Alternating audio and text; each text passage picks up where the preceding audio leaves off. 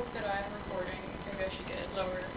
Um, so my name is Maddie Davenport, and currently I'm working in Northwest Tennessee as an adjunct English instructor for both a state university during the day, and then I also teach night classes for non-traditional students at a different private university at night. So that's how I use my master's in English. I'm also involved with the Student Success Center on campus at the university, so I help with the students' welcome weekend for freshmen, and I also teach study skills and just do whatever they need me to do over there. So it's basically adjunct pay times 3. So I have 3 positions. They're all part-time. I don't get any benefit, and any number of them could be pulled from me at any point. So it's a little unstable, but with the combined pay from all of them, I'm able to have a comfortable living, and also my husband teaches full-time at a local high school. So that's my job. We also move people during the summer. Usually everybody's moving, and we have a truck. So we do that sometimes too.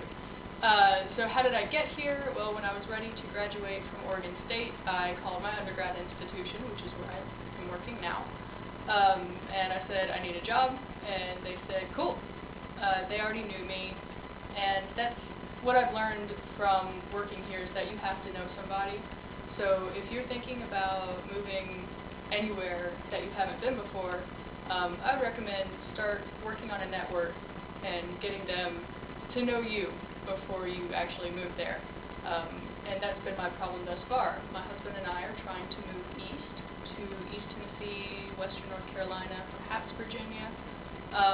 And that's been the main issue, is that nobody knows us over there. And so we're applying for jobs left and right, and we each qualify for those jobs. I mean, he's been teaching for 3 years in a public school. But nobody knows us, so it's very difficult to get work. What was my next question?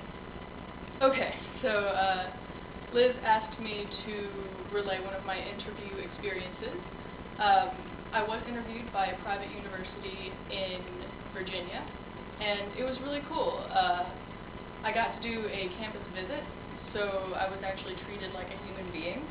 And when you're an adjunct for that long, or a grad student, you kind of forget what it's like to be treated like an adult. So they paid for my gas, they paid for a hotel room in a nice hotel, they took me out to eat, everything was just taken care of. So it was nice. I mean, it was kind of like a vacation, but a vacation where you get interviewed. Now, this was a private school, so they had different money allocated for different things than a university would, but so during the interview, it was interesting because I didn't know if I was interviewing them or if they were interviewing me, because they wanted to impress me with their school. And it was impressive. It was a nice school, and it was beautiful. I mean, as soon as I got there, I was like, oh man, I really want this job. And I'm sure that as soon as they saw me, they were like, haha, we're not giving her this job. But, you know, whatever.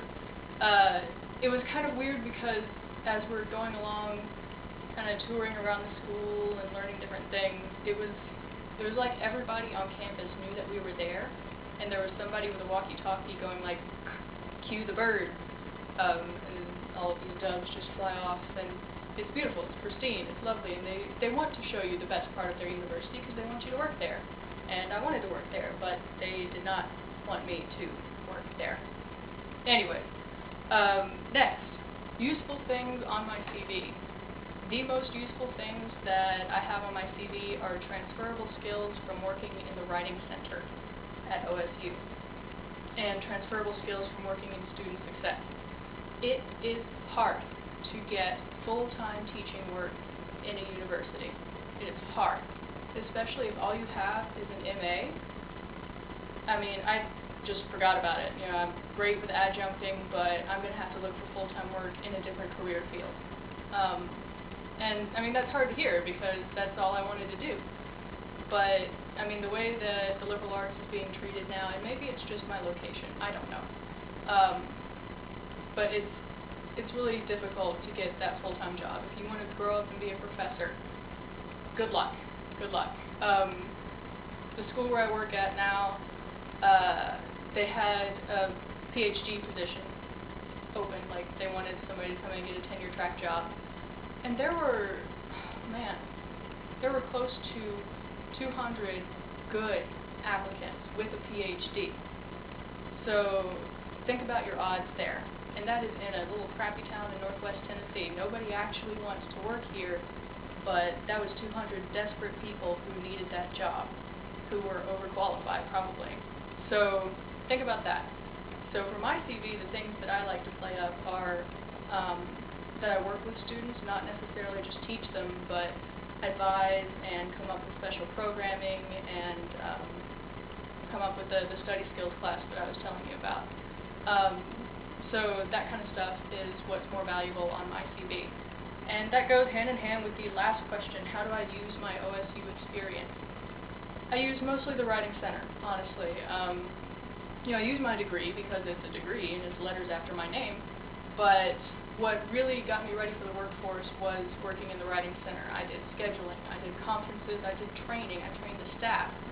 I went to budget meetings, I went to board meetings. Then I taught the exploratory studies class with Tiffany Fritz, who's really cool. So that kind of stuff is what was really helpful for me after I got out of school. It's great that I have an MA, and it's great that I took those classes. But when you're looking at your CV, think about transferable skills. Think about if I were doing anything but teaching English, what would be valuable on my CV? And if you don't have anything, start thinking about how you can get some stuff on there. Just becoming aware of different jobs that you could do with an MA in English, but what skills are going to set you apart from other people who just have an MA. So think about that. Again, it's good to teach English, and I love it, and I think I'm really good at it. But I can't make a living off of it. I have to do other things. Now, if I were going to get my PhD, maybe it would be different. As of now, not looking really good for the PhD. So that's basically what I have to say. I don't think that it's a completely bleak atmosphere out here, but also think about your location. Northwest Tennessee doesn't really have a lot. I mean, look on Google Maps and see what's around that corner of Northwest Tennessee. Zilch. Nothing. So think about where you're going, what you're doing. Think about what you have. That's about it. Alright. It's going to be an awkward traipse over here.